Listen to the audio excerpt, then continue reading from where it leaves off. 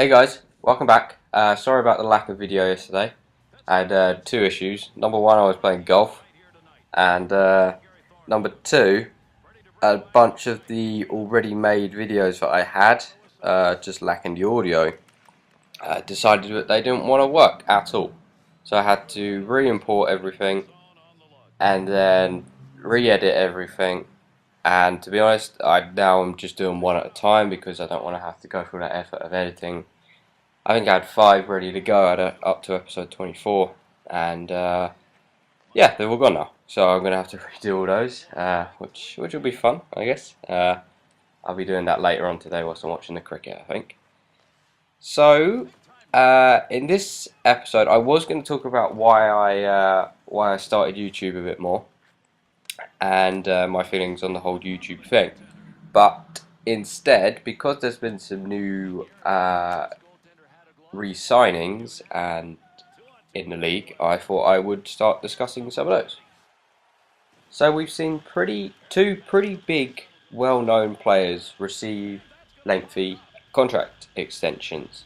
Firstly, in the form of Matt Duchene, who got a 5-year deal at $6 million a year, and then we saw Dustin Brown get an 8-year, $47 million total, which averages out, I believe, at 5.75 a year.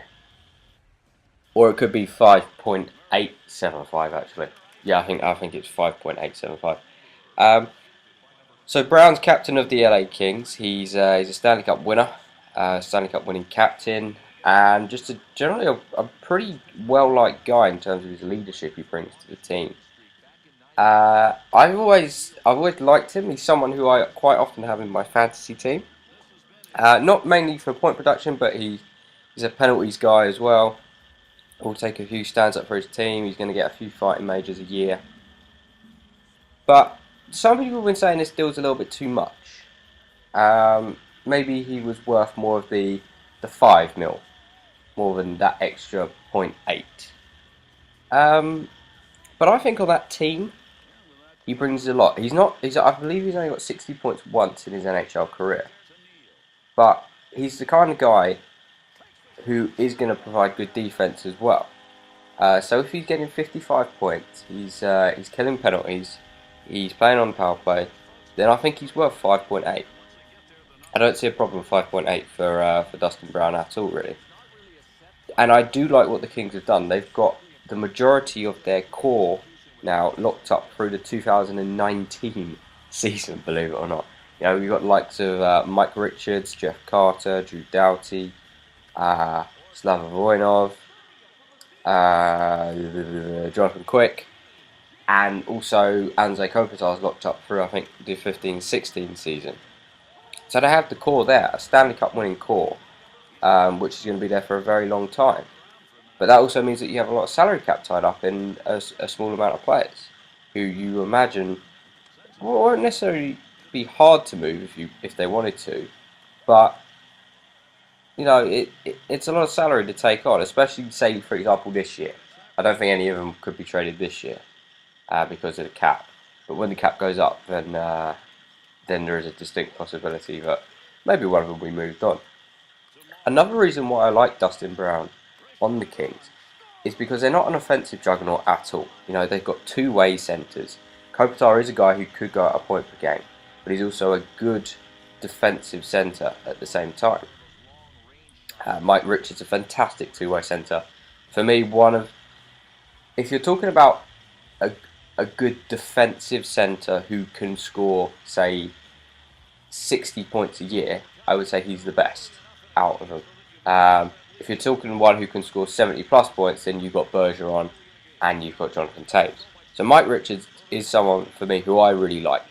I watched the NHL13 about him, and he came across as a real nice guy. I know he's got the reputation of being a bit of a party boy whilst he was in Philly, but I think he's a very good player. So if you put Dustin Brown on that team, then you have another good defensive-minded, well, maybe not defensive-minded, but defensive-aware player, and that's perfect. You know, you've got Jeff Carter, the sniper. they'll be looking for him to really lead the offense along with Kopitar and really rack up the points. Then you've got the offensive D-man in Drew Doughty, Slava Voinov, a good two-way D-man, and obviously the fantastic goal in Jonathan Quick. I really like what the Kings have done here. They've tied up all their big-name players for a very long time. No one's being particularly overpaid there as well. They're all getting the money they deserve, I think. So yeah, I think they've done a fantastic job, the Kings. They're a team that I like to watch in the West when I can stay up late enough, or it's a Saturday or a Sunday, because generally their games will start about 3 a.m. my time. So unless I'm coming in after a night out, then I'm not really going to watch much Western Conference hockey. But yeah, great team, and I really like this move by the Kings to re-sign Dustin Brown early. Although for 5.8 mil, some people say it's too much. I think that's perfect. I think that's, for me, okay. 5.5 would have been great, but you know, what's 0.3 when the cap goes up next year then? So next up, I wanted to talk briefly about Matt Duchene and his new contract. It's 6 mil for 5 years. Again, I think that's pretty good money for Matt Duchene. He's going to be the top line centre there. And I think people are going to start to go a little bit overboard now about the Colorado Avalanche and what they can expect from the team. They do have a lot of forwards. They do. They have a lot of good forwards. I think Ryan O'Reilly will play wing. I looked at it now. Duchene will be first line centre. Unless they have the option to change McKinnon to a winger. You know, his face-offs aren't great. But I think they'll try him at centre to begin with.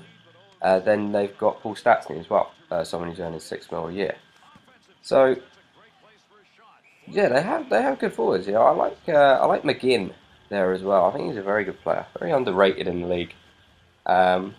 Every time I see him, he seems to be a really good player. He's someone that I kind of hope that the Pens would go after in terms of a winger, a top 6 winger, because on a good team, then he could score a lot of goals. You know, he's got a good shot. He's a hard worker, hustles hard. So yeah, he's someone who's due a raise for his 1.75 next year. I believe he's still an RFA. He's just someone to look out for, you guys. You know, this is Kevin of a G's prospect of the day. Could start a series about that, probably not. But yeah, he's someone who I think could be a good player in the future.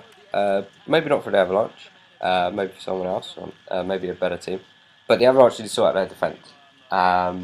Getting all these forwards tied up is good enough for now, but a playoff push is probably out the question. Landeskog's up for renewal end of this season.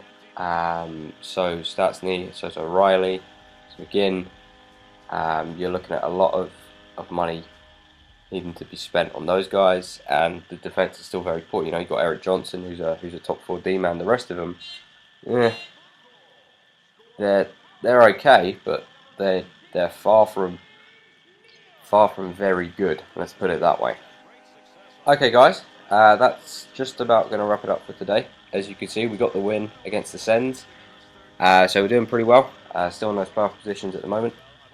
And next episode, I could go back to talking about the YouTube stuff I was talking about before, unless something else big happens in the NHL, like them releasing a statement about the Olympics. But I've got to edit the next video together now, so I'll see what happens, and it could be a bit of a surprise what I'm talking about. So I hope you guys have enjoyed this video, and I shall see you next time.